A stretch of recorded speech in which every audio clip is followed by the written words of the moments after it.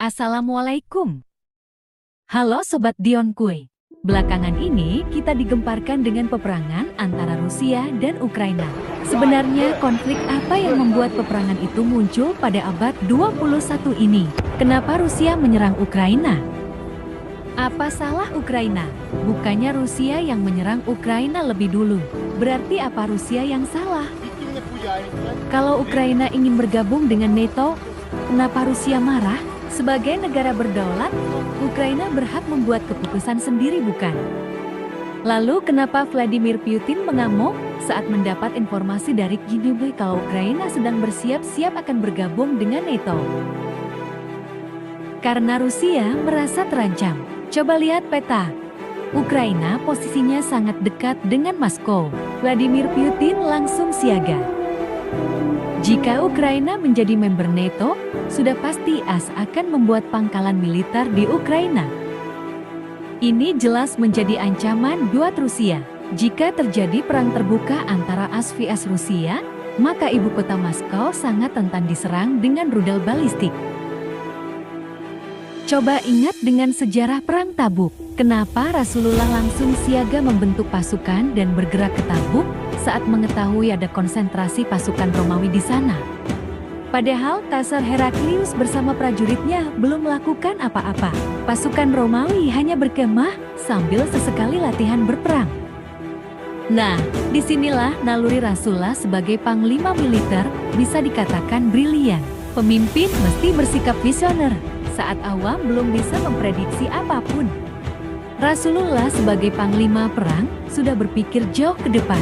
Konsentrasi tentara Romawi di Tabuk bisa mengancam posisi Madinah.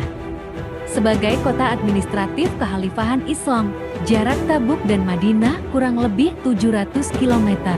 Jika Romawi melakukan penyerangan tiba-tiba, jelas Madinah bisa porak-poranda dalam sekali serangan.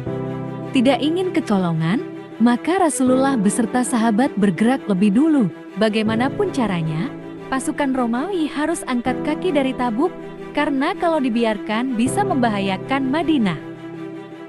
Sesungguhnya, perang pasti akan menjatuhkan banyak korban jiwa, tak terkecuali warga sipil, termasuk saat konflik Rusia dan Ukraina saat ini.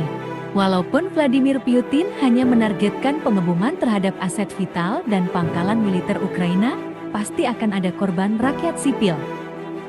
Human error, kesalahan teknis, rudal yang tiba-tiba berbelok 2 derajat dari target awal pun bisa jadi bencana bagi rakyat sipil. Salahuddin Al-Ayyubi diakui sejarawan Barat sebagai panglima perang Islam yang paling baik hati. Dalam tiap peperangan, ia sebisa mungkin meminimalisir korban rakyat sipil. Tapi dalam peperangan, pasti ada aja orang tak bersalah jadi korban. Saat Salahuddin mengepung Yerusalem, lalu mulai mengerahkan pasukan untuk menghujani kota Yerusalem dengan anak panah, tembakan meriam bola api, dan sebagainya. Bisa saja ada wanita, orang tua, atau bahkan anak kecil yang jadi korban. Namun saat berhasil menguasai Yerusalem, apakah Salahuddin melakukan pemusnahan massal? Apakah Salahuddin membakar tempat peribadatan umat Kristen dan Yahudi? Yang ditulis dengan tinta emas oleh para sejarawan adalah adab dan etika Salahuddin Al-Ayyubi pasca penaklukan. Saat terjadi peperangan, ya pasti akan ada kolateral damage.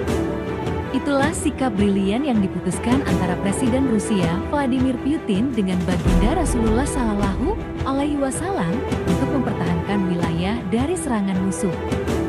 Tidak ada yang berharap berada dalam situasi peperangan. Semoga konflik segera terselesaikan tanpa harus menjatuhkan lebih banyak korban lagi. Wallahu a'lam. Jangan lupa like, comment, and subscribe agar kami lebih semangat berbagi informasi menarik lainnya, serta aktifkan lonceng notifikasi untuk pemberitahuan video selanjutnya. Dari saya Dion Kuy, wassalam.